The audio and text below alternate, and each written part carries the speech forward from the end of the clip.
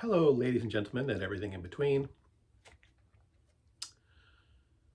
Today, I sort of want to talk about Israeli and Palestine, although I'm not going to talk about the Israeli-Palestine conflict. At least I'm going to try not to. It's too complicated for me to take down in some old man rambling video. I don't have the time, and I just botched the job. I really would. I'm not that articulate, and I don't write scripts. So what I do want to talk about, though, is how support for Palestine is portrayed in the media. This image here, excuse me, mustache hair got in my mouth. Hate when that happens. Anyway, this image here, Free Palestine, support for Palestine, justice for Palestine. The header on this was the anti-Israelic creed of college students, as though concern for the deaths of civilians in Palestine is somehow anti-Semitic or hating of Israel or hating of Jews. And that's the kind of thing that I was seeing when this whole thing, when the Hamas assault in October happened.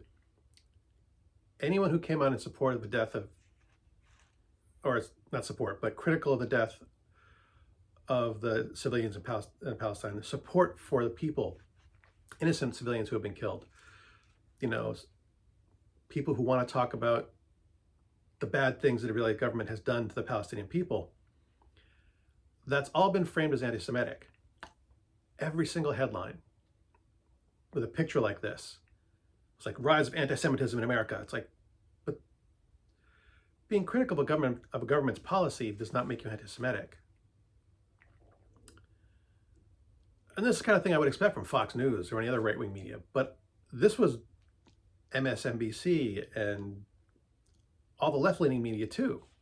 They were all using these types of images, Free Palestine, Justice for Palestinians, as the rise of anti-Semitism. And I'm not going to mince words. Anti-Semitism is on the rise in the United States. Or at least I don't know if it's on the rise, but it certainly exists. And, the rise of, certain neo-Nazi groups. There was that one who tried to open up a Nazi camp in the state of Maine who was pressured out. Probably one of the handful of things I would have support Maine's governor. Maine's governor? I don't know. Someone in Maine, pressured them enough to get out. It was a huge but then they went down to Tennessee and just had a rally or a march during the beginning of February for, Black History Month. They, of course, had to march and say they're crap. So yeah, anti-Semitism exists. It could be on the rise in the United States. I'm not denying that. And I'm not denying the problems that Jews and the persecution that Jews have faced for decades and perhaps even centuries. Definitely centuries, if I know my history well. Yeah, I'm aware of the problems that Jews have faced in the world and in history. But that doesn't mean you can't criticize them. That doesn't mean if they screw up or do something blatantly wrong that you're anti-Semitic. And American journalism has an odd relationship with talking about the nation of Israel, in that it is very reluctant to cross it recently. I have notes, even though I don't wear script. But here's my notes. Mehdi Hassan was demoted and his show was canceled on CSNBC after being a week after being harshly critical of an Israeli government official over the deaths of children in Gaza. Ayman Mohyeldin was pulled from reporting in Gaza after being critical of Israel after witnessing IDF, the Israeli Defense Forces, shoot and kill children. He saw it himself and became critical of Israel, and they pulled him out of reporting in Gaza. Who else? Mark Lamont Hill was fired from CBN. Emily Wilder was fired from Associated Press. And not just the big wigs too, but like Jackson Frank fired from Philly Voice, Michael Eisen fired from Elate.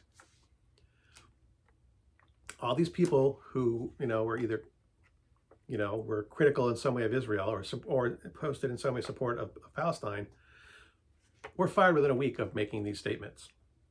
And the businesses who run these say that's all just a coincidence. They were let go for other reasons. But there's a pattern there. Even BBC suspended 6 reporters. It's not just US, but in looking this stuff up, I came across a note that BBC put 6 reporters on suspension after tweeting support for Palestine. And this is just crazy to me. This is wrong. If Israel deserves criticism, it should be given. Doesn't mean you're anti-Semitic. And if you doubt that Israel deserves criticism, you don't need to take my word for it. Because Israel Defense Forces, the IDF, are committing war crimes. And the reason we know this is because everyone has a cell phone. And the IDF is filming themselves committing war crimes and bragging and posting to brag about the stuff that they're doing. They're taking cell phone videos of themselves looting the homes of Palestinians, taking their gold and jewelry and wristwatches and valuables in fistfuls, waving them in front of their phones with big smiles on their faces because they're idiots. But that's a war crime. There's video, that's the video. That's the video of them doing that to themselves. They are showing themselves committing war crimes, smiling and laughing while they do it. That deserves to be criticized. That doesn't make me anti-Semitic, or the people who criticize it anti-Semitic. And that's just something small. That's just theft. And I shouldn't be talking about this. But they've done things they shouldn't have done. And they should be criticized for it.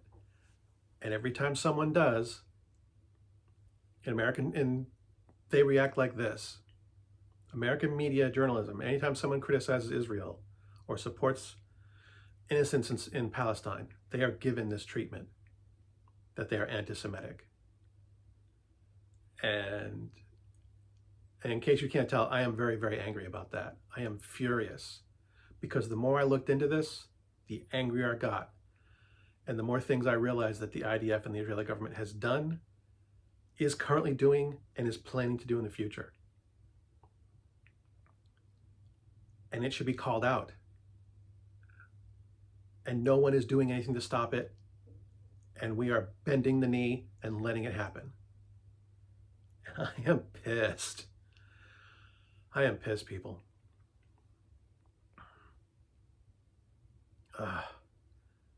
And I don't want to be the angry old man shouting at the sky, but I don't see anything being done to stop it, or anything being done to change.